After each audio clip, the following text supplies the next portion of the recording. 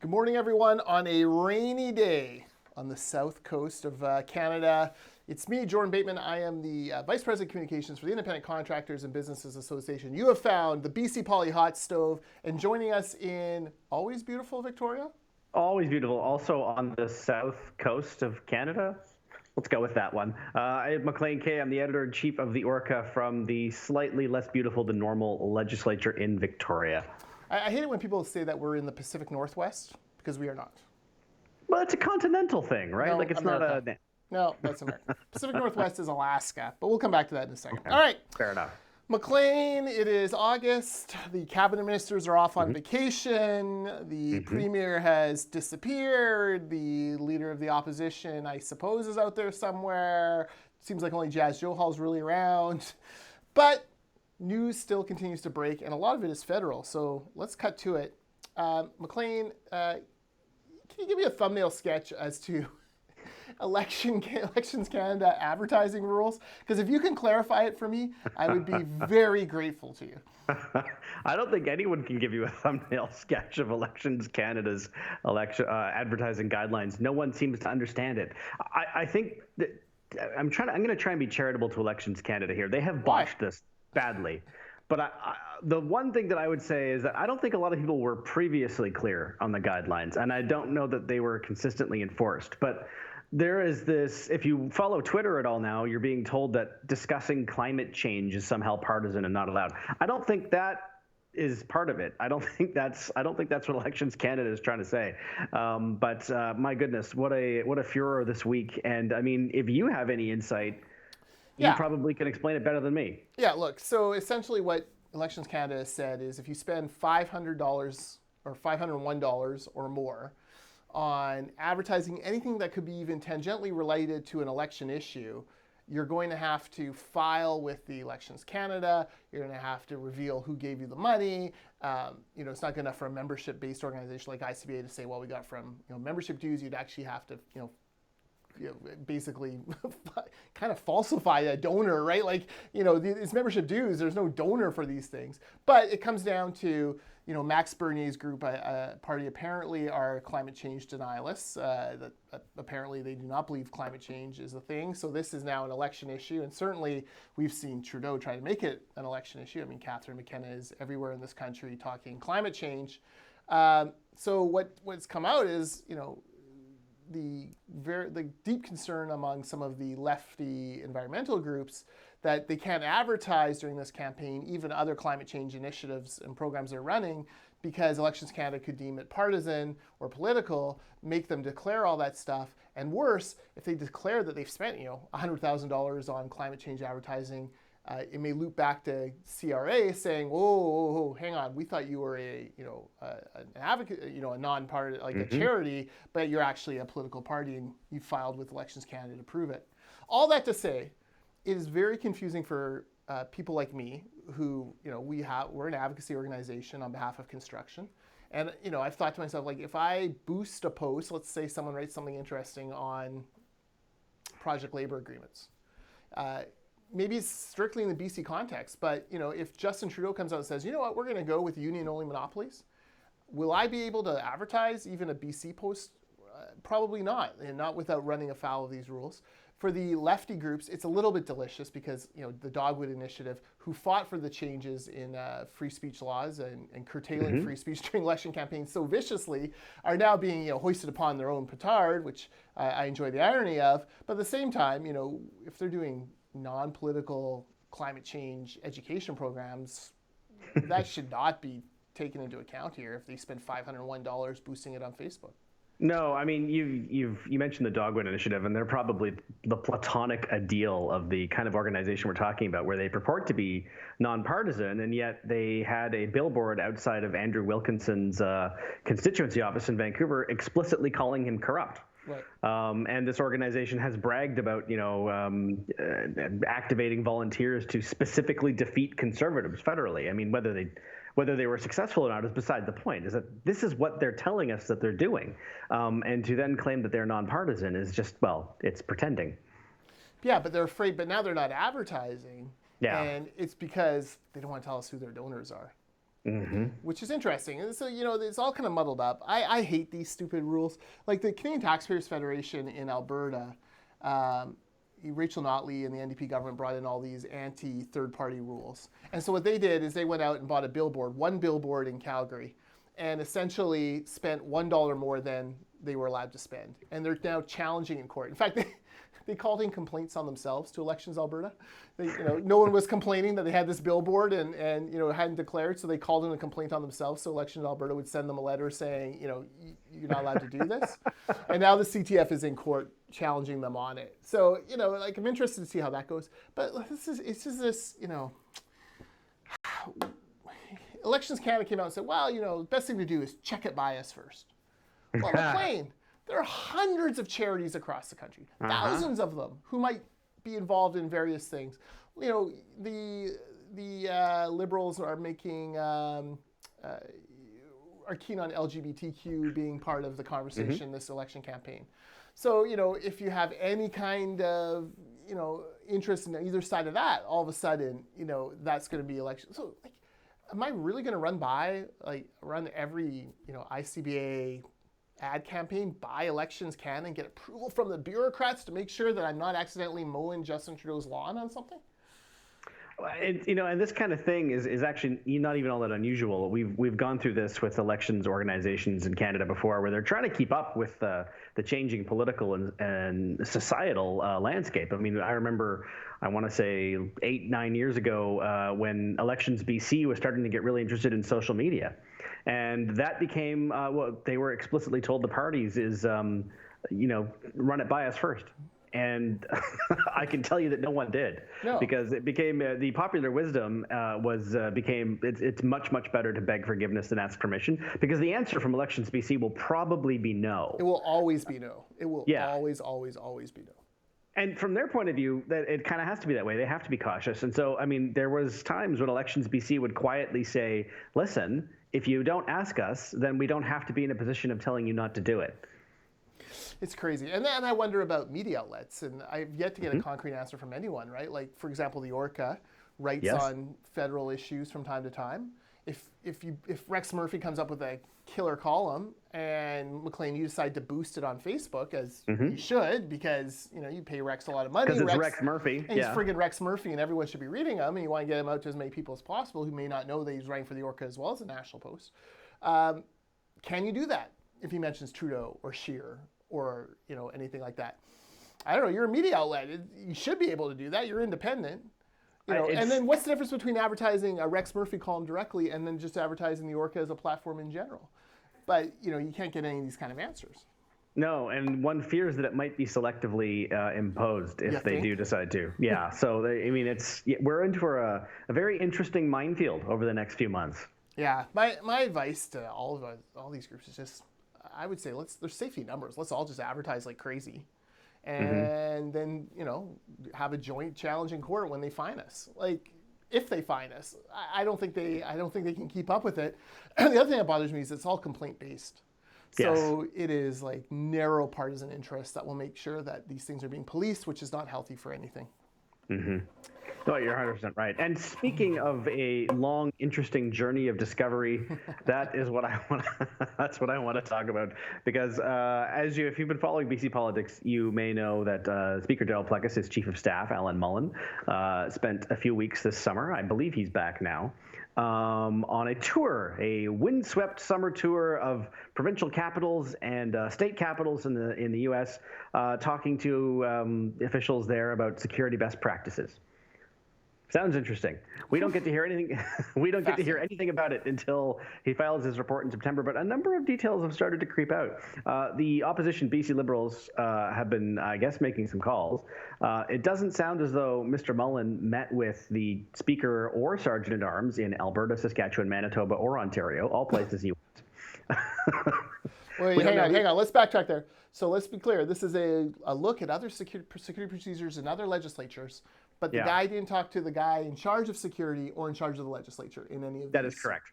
That is correct. So was he essentially just casing the joint?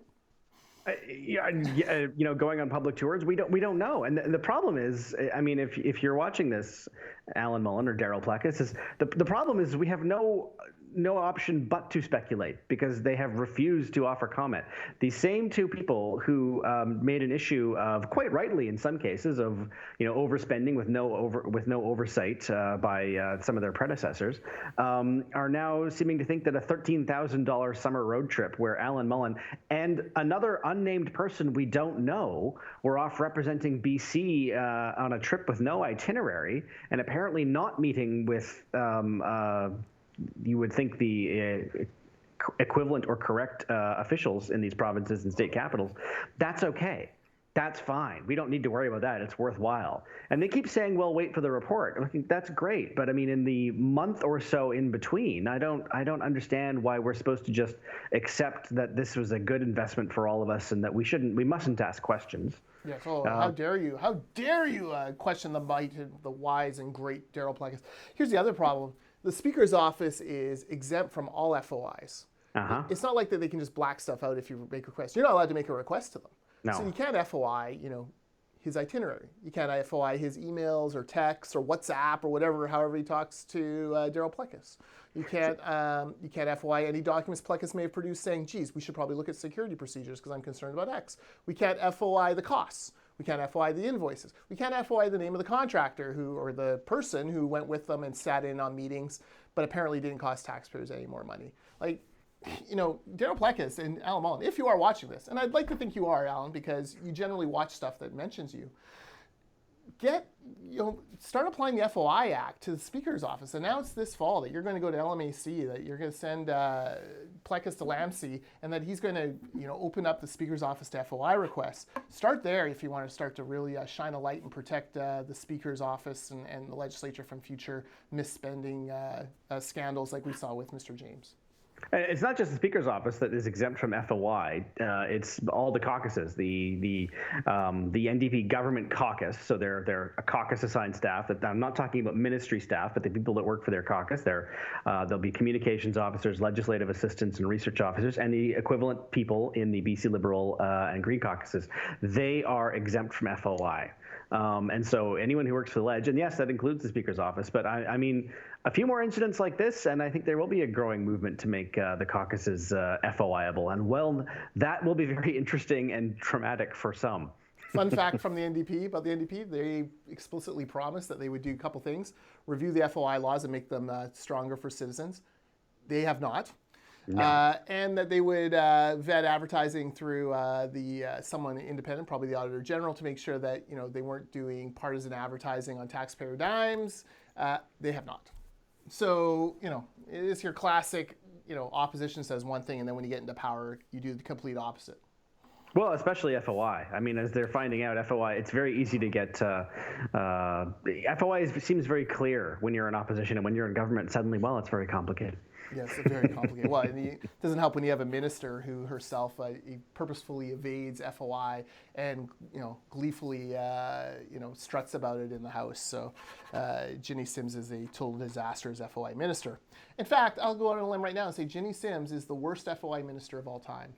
But have no fear.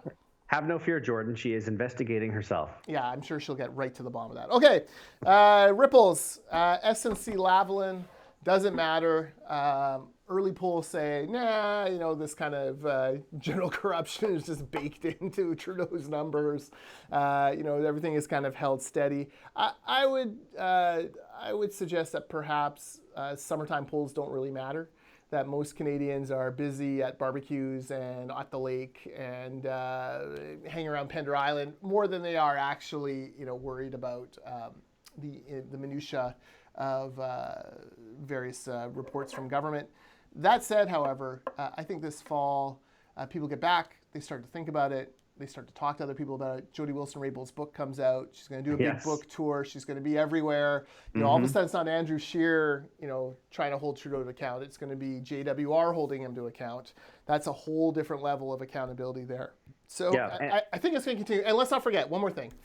The RCMP has talked to Jody Wilson-Raybould about this. She's confirmed that. So that means there could be an RCMP investigation going on. Could we see a James Comey moment in Canadian politics? Goodness. What a world that would be. And if and when Jody Wilson-Raybould decides to publicize her book tour, does that fall afoul of Elections BC rules or Elections Canada rules? Excuse me. That's a whole side issue. I think you're right. You and I agree on this. I don't think there is much to glean from summer polls. People will not make up their minds on this until they start to see, the election ads. Until they start to do their homework. Right now, if you ask somebody who was probably going to vote Liberal, if this changed their mind, they're in August, they're probably going to say no, it hasn't changed my mind. And ditto for people that were going to vote Conservative, NDP, Green. I don't think politics is top of mind in the summer, and I think that's always been true in Canada. July and August is when stories go to die. But when the ads start coming out and when Jody Wilson-Raybould's book comes out, I think this will be a significant issue. I mean, it's not as though Justin Trudeau will not be asked about this in every single appearance and the leaders' debates. This issue is going to come back. It has not gone away because it happened in August. There's the moments in leaders' debates I think will be very interesting and maybe even pivotal.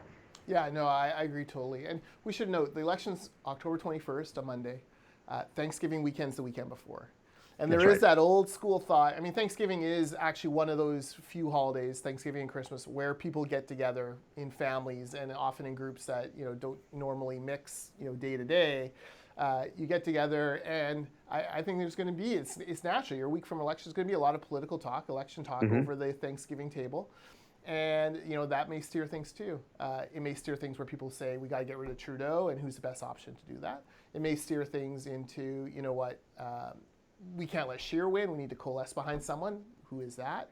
All of these examples have happened in the past, and it could happen again on that Thanksgiving weekend. It'll be very interesting indeed to see what happens. But here in August, we just don't know. Come on. We don't know. All right. Speaking of August, the NDP, I think, are pretty grateful that this is broken in August and not in the heat of question period. Ride sharing, the story that will not either go away or get anywhere. Or happen. Yes. So this week, I always get this wrong, passenger transportation, passenger safety, whatever they are, they were independently appointed by the NDP to set the rules for ride sharing and then came back with rules that the NDP didn't want to hear. There are a few, and let's not get into the weeds. The one that I think is the most interesting is they said that ride sharing companies will not be bound by the same municipal boundaries that taxi companies are. Taxi companies are upset about this, and they may have a point. I mean, maybe they shouldn't have municipal boundaries, but more interestingly, they said quite deliberately in a statement that the NDP broke their promise that they made to the taxi companies. Now, I'm very curious what that promise was, because this morning I looked up the NDP platform on ride sharing, and I'm not going to read the whole thing for you. It's 2 paragraphs, and it's fairly boilerplate. But at no point do they make explicit policy promises about what they're going to do for the taxis, other than level playing field, et cetera, so forth, and all that. I am curious if there was an understanding or even just sort of an unofficial, don't worry, taxi companies, we've got you covered on that. We'll see. The taxi companies are very upset, and if they feel like they've been cornered, maybe they'll start talking. Yeah, maybe talk to Ravi Kalan or Mo Sahota. They seem to be the 2 NDPers with a finger on the pulse in that group. I find it wonderful that the Passenger Transportation Board has, basically... I think the PTB has been wanting to do rideshare for a long time, and they were going to make it as open as they possibly could. I think if it was up to the PTB, it wouldn't be a Class 4 license, it would be a Class 5. It'll be fascinating to see if the NDP override that independent group. Remember, they used to criticize the Liberals for doing such horrible things as overriding BC Utilities Commission, things like that. When you're actually in charge of these dumb groups who are doing dumb things, it gets a lot more uncomfortable for you. But you're right. This taxi association, they feel betrayed. So what were they promised behind closed doors that John Horgan and Jeff Meggs have decided not to deliver on? I mean, and not to make this sound like we're dumping on taxis. When it comes to the municipal boundaries, we should dump on taxis. It's totally. It's an industry that totally has brought this upon themselves. Oh, I agree. But in terms of the municipal boundaries, I think that is one that is kind of ridiculous. It is kind of crazy that you can't get a taxi in Vancouver to take you to Delta or, even Burnaby. Well, you can, but they're not allowed to pick someone in Delta and come back. Exactly. So they're likely to refuse because the trip back is purely on their own. But taxi companies wanted that because back in the day because they wanted to protect their own turf. It's They crazy. didn't want all these suburban taxi companies coming into their precious Vancouver. So guess what, taxi companies? You've built a flawed business model based on rules that tried to protect your little fiefdoms, and now the internet has come and smashed you. Yeah, there's an old English legend of a king who sat with his throne in the beach trying to order the tide not to come in because, of course, he commanded everything in the heavens. King Canute. It's a real story. That's kind of the taxi association right now. No, the tide has come in. And they did a good job in keeping it at bay for as long as they did. But no, ride sharing is here. It's not going anywhere. And the rest of the world has it. I think it's probably inevitable that BC moves away from the Class 4 licensing requirement, too. It's just, there's no swimming against the tide. Yeah, no, exactly right. Now I see the Passenger Transportation Board made your hot list today. Yes, well, and that was, it's basically the same point. It was to commend them for actually going with evidence and recommendations as opposed to what it may have been unofficial or official government nudging in a certain direction. So, good for them. Yeah, good for me. My hot list today, or the progressive. What am I? 1990. The Conservative Party of Canada has announced how much they're going to charge the media outlets to put reporters on the Leaders Tour with Andrew Scheer. In previous elections, this has ranged from about $25,000 to $70,000. This time, $11,500 to be on the tour. And I got to say, kudos to the Conservatives for recognizing that media outlets don't have a lot of money. But knowing that this earned media is important, it's partly public service, wanting to make sure that the electorate hears from your party, and obviously there's nefarious intent here as well. You want them to hear from your party, not other parties. But I found it fascinating how the story on CBC, the CBC news director was saying, "Oh, we're investigating this because that seems too low. God forbid that reporters be on this bus with the Conservatives. We're going to make sure that this is all on the up and up." But I say kudos to Hamish Marshall, to Andrew Scheer, to the Conservative Party apparatus for actually charging what I think is probably a fair rate. And George Affleck and I were chatting about this yesterday offline, and he made the joke that $11,500 for a month. You can't live in Vancouver for that, but you can travel with Andrew Scheer for that price. The average listener is probably not in a position where they would even consider getting on a tour bus to cover an election campaign. But when you told me this on the phone yesterday, I think I was just sort of in shocked silence for a few seconds. I was convinced that either I heard you wrong or you were wrong, that this was for to go for a long weekend on the tour, because it's just an absurdly little amount of money. And I don't mean that as a criticism. In terms of the cost. What did you say the Liberals and NDP are charging? Something the NDP for this campaign are charging something like $40,000. Yeah. It's $11,500. So guess where reporters are going to, you think Jagmeet Singh has problems getting press now? You're going to gouge reporters for $40K? What media outlet has that kind of money other than the CBC, which is getting funding from the feds? And we've seen this happen in elections, both nationally and provincially, where the tour buses they used to be full, they're getting less and less full because the media doesn't have the resources to send people out for a month or even a week. And so, good on the Conservatives for absorbing some of the cost and helping the media get there. This isn't a partisan comment. I kind of would like to see the other parties do the same thing. They should. Yeah, look, I want people on these tours, reporters on these tours, because I want to hear, for one thing, I want to know what Justin Trudeau is saying in Quebec and compared to what he's saying here and make sure it's the same. I want to know what Andrew Scheer is saying here and compared to suburban Ontario, make sure it's the same. And the only way to do that is to have people who are at both who understand the national context of issues. So, in a country as diverse as Canada, it is very difficult to cover an election from Toronto and get exclusively from Toronto and get past all the regional perceptions and biases. And I don't even mean that in a negative way. They have their own perception in Toronto as well. They should. But you're not necessarily going to understand how Andrew Scheer or Jagmeet Singh or anyone is being received in Moose Jaw if you're not there to see it. Yeah. And those ridings count too. I think this was I talked to a lot of media in 2013 after the provincial election here, where they wanted to know how they had gotten it so wrong. Some of the more thoughtful ones actually came up and said, "What do you think? Why were we wrong?" And there was a number of reasons, but one of the biggest was no one was actually covering the tour. No one went on the buses because they couldn't afford it with either Adrian Dix or Christy Clark, and they didn't see the reactions the two leaders were getting. When you were on the road, it was actually fairly apparent that something was happening that was counter to the narrative. But if you're just covering it from Ottawa, Toronto, Victoria, or Vancouver, you cannot see that because you're not there. Yeah, you're exactly right. The Prince George Citizen is the perfect example in 2013 election. There was a 2 days where Dix and Clark both visited Prince George. Yep. And the Citizen, I mean, drives Shirley Bond crazy, and she'll tell you they're all a bunch of pinko commies there. They're not, but they are not generally favorable to the Liberals. However, they reported on the two leaders visiting the city. Christy Clark was at a working mine. She had the hard hat. She was with the mining guys. They had the big dump truck full of mining stuff, right? Like all of that. And Adrian Dix's trip was to Barkerville, where he was trying on like an old fur hat and was in a gift shop. Barkerville, by the way, not even open during that time. They basically opened to allow them to do the photo op. And if you're a Prince George news consumer, voter, you sat there and you thought to yourself, okay, I've got these two pictures. One person is really into the job, that my neighbor has, or my kid has, or I have, and one is at a ghost town.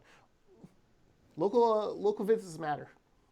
They do. And as a quick anecdote about that story, when the NDP tour bus went to Barkerville, there was no satellite or internet or otherwise hookup for the media. So they couldn't file those images of Adrian Dix trying on hats till later that day. It was just one of those little mistakes anyway. Yeah. But you're right. There was a lot of cases where the two leaders were in the same facility days apart. And, it wouldn't be difficult to compare and contrast, but it wasn't happening in real time. No, exactly. All right, your not hot list, your cold list includes another federal leader. Yeah, it's Maxime Bernier, who we have... Exactly. He's not going to be in the federal leaders debates, which... you know what? I'm at the risk of sounding an unpopular opinion. I kind of agree with. The rules are that you have to be the party has to have a sitting MP, which he is, but you have to have been elected as a member of the party you're going to represent in the debate. So Maxime Bernier was elected as a Conservative. He's obviously going to be contesting the next election, the PPP, and so PPC. with no PPC. Yeah, PPC. Yes. I like triple P. Anyway, so yeah, he's not going to be in the debates because he's a lone MP with a party that's polling at 3%, 2%. Oh, sir, that's generous. Look, and the other problem is, right, if you open it up to Maxime Bernier, what you'll have in the next election campaign is a bunch of guys gaming the system where, if I'm, the Conservatives could have like 4 people split off, create 4 separate parties, all get into the leaders' debate, and all they do is kick the crap out of the Liberal leader. And then, they all get elected in little things, and they all come back in after the fold. Like, you cannot allow that kind of gaming in the system. Yeah. But remember, for Max Bernier, he should do what Gordon Wilson did back in the 90s, right? Like, he should turn this into his cause célèbre and, try to get in, and, it'll probably generate more interest for him than if he was actually in the debate. Something's got to work. I mean, do you remember a month ago we were making fun of the Democrats and their nomination process? And by we, I mean North America, because there was 20 candidates. There's too many of them to even have in a single debate. And, you're looking at the numbers of some people on the stage, and they're literally polling at, 0 to 1%, some of them. They're like, that does not entitle you to be on the stage with Joe Biden, Elizabeth Warren, all of the leaders, whatever you think of them. And I'm unfortunately for Maxime, I kind of feel the same way. Yeah, and I will give Maxime a bonus not mention because his party's come out with the stupidest hat of the campaign. Let's maximize Canada. Shut up, Max Bernier. Get out of here. You're killing me. All right. Home, you're drunk. My cold list is Shane Woodford, the former NL radio news director, much loved friend of the podcast here. Ever since Shane Woodford moved to Denmark, Danish-U.S. relations have gone in the tank. All Donald Trump wanted to do was to take a giant protectorate off of Denmark's hands, Greenland, bring it into the U.S. fold. He was willing to pay money. That's all. And guys like Shane Woodford made fun of the idea, trashed it, and now, Trump's not even going to come to Denmark on a long promised summit. It's all falling apart. Danish-U.S. relations at an all-time low. Although, I will say this, Maclean, my all-time favorite Donald Trump tweet came out during this. He tweets a picture of this little fishing village in Greenland with the Trump building, Trump Hotel from Las Vegas towering over it, and I promise I won't do this to Greenland. Well done, sir. Well done, Mr. President. That was actually genuinely funny. I guffawed out loud. It was great. And for Shane Woodford, if you're watching, and I hope you are, we don't believe in coincidences here on BC Poly Cause HOTSTOVE. and effect. Your fingerprints are all over this. Yeah, you've ruined Danish-U.S. relations. If there's some sort of trade war now, Shane, look in your mirror and head south across the line into what's south of Denmark, or head across Germany. the line, Germany. You'll find yourself some cheaper goods there. You'll be all right. Hey, it's if people are making fun of this, and they should be. I'm not suggesting they should not, but I saw on Twitter, literally just before we went on air, about 100 years ago. Apparently, it was a done deal that Canada was going to buy Greenland from Denmark. Obviously, it fell through, but this subject has been broached Iceland want to before. switch to the Canadian dollar at one point? They talked. Well, yeah, when they had their big financial crash, it was discussed. Yeah, so come on, it could happen. It would be bad for Canada because then America would border us on three sides. Yeah, it would not be ideal. Penned in, and I think they would also then end up being bigger than Canada. And but I mean, Greenland would probably get a university and maybe a football team. That's right. It would not be an bad. XFL franchise. Definitely. Oh, speaking of which, the XFL team names came out this morning. Oh, they did. Any good ones? Do you want to hear? Yeah, I do. Here we go. I have it in front. I'm going to go up from here. It's the Dallas Renegades. Okay, boring. The Houston Roughnecks. Rough Riders was taken? Twice over. The DC Defenders. Boo. The LA Wildcats. What? The Seattle Dragons. The Tampa Bay Vipers. The New York Guardians. And here's my favorite, the St. Louis Battlehawks. All right, so I'm now a St. Louis Battlehawk fan because the rest of these team names suck. Come on, this is like, I don't know. I think they revealed the logos as well today. I'm just going off of the crawl on Twitter, but yeah, that happened this morning. All right, the Go Battlehawks. Dragons. Go Battlehawks. We look forward to you winning the XFL Big Game. I believe that's what they call the championship. The big game at the end. The big $1 million game. game. That's right, the $1 million game. One other piece of news, just as we were coming on the air, TMX, Trans Mountain, announced that construction will restart. They've given notice to all their contractors. They got 30 days to get into the ground and start moving. So that's big news in the construction industry, just breaking now. But it's fantastic. Hopefully, knock on wood, it continues. You never know when it comes to TMX. And one other piece of breaking news, literally on the way upstairs to do this podcast, I ran into the Education Minister, Rob Fleming, on his way, literally, to resume negotiations with the BCTF. Oh. Happening as we speak. Yes, you can hear the crying and screaming at each other through the walls. I thought we were friends. Yeah, poor Rob Fleming. Here's a guy who probably wanted to be education minister so bad, had been waiting and waiting, finally gets his chance, and the BCTF are throwing all these landmines out in negotiations and trying to blow him up. He's fallen further behind in school portables in Surrey because guess what? Maybe it wasn't provincial government incompetence that was preventing things from being built. Maybe Surrey is just growing crazy fast, and there's just no possible way to keep up. Yeah. It was then. Now it's complicated, but then it was incompetent. Oh, yeah. Well, yeah, of course. There's a magic dividing line right around 2017. Exactly. You're right. Absolutely. I missed that. So anyways, I just keep going back. Keith Baldry, it seems he generally has his finger on the pulse of these kind of negotiations. He keeps telling teachers, save your money, get ready. Could be bad. So it's August 21st. I mean, when is school supposed to start? Yeah, that's right. School starts September 3rd. Yeah, or let's hope. We are less than 2 weeks away. All right, we will be back next week. Yes, we will. I'm taking Thursday and Friday off, but we'll squeeze in a hot stove on Wednesday again. And hopefully have some news. Oh, by the way, I'll be wearing a Hawaiian shirt. That is Hawaiian shirt day at ICBA. And do you notice that Andrew Weaver wears the same casual Hawaiian shirt in every photo? He does. Last time I saw Andrew, which was last week, he was up here wearing a Hawaiian shirt. He does love them. Do you think if I ordered him a new Hawaiian shirt, he'd wear it instead? Yes. Okay. I'll see what I can do. Is that bribing a public official? No. Is it bribing a public official when all I want is to, see pictures of him on Twitter, not in that same shirt? You know what? Let's not ask elections. Alan Mullen's going to launch an investigation. All right, that's it for Hot Stove. We'll see you all next week.